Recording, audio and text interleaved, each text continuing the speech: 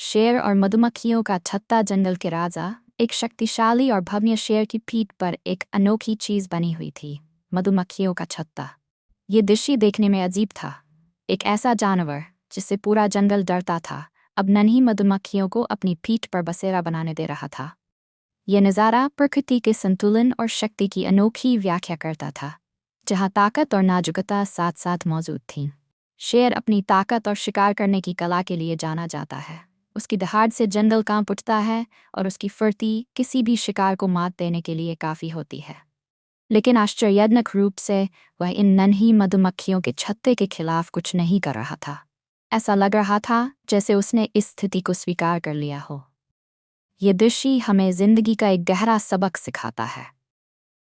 केवल ताकत ही सब कुछ नहीं होती। मधुमक्खियाँ, जो आकार में बहुत छोटी होती हैं, सामूहिक प्रयास से एक मजबूत समुदाय बना लेती हैं। उनके संगठन और एकता ने उन्हें जंगल के सबसे ताकतवर जानवर की पीठ पर अपना घर बनाने का साहस दिया। ये दिखाता है कि एकता और मेहनत किसी भी बड़ी शक्ति पर भारी पड़ सकती है। वहीं शेर का धैर्य भी काबिल तारीफ था। वह चाहता तो अपनी ताकत से इस छत्ते को हटा सकता था, लेकिन उसने ऐसा नहीं किया। शायद उसे समझ आ गया था कि जंगल में हर प्राणी का एक विशेष स्थान होता है और कभी कभी सह अस्तित्व को एग्जिस्टेंस ही सबसे अच्छा समाधान होता है। शक्ति केवल शारीरिक बल में नहीं, बल्कि धैर्य और समझदारी में भी होती है।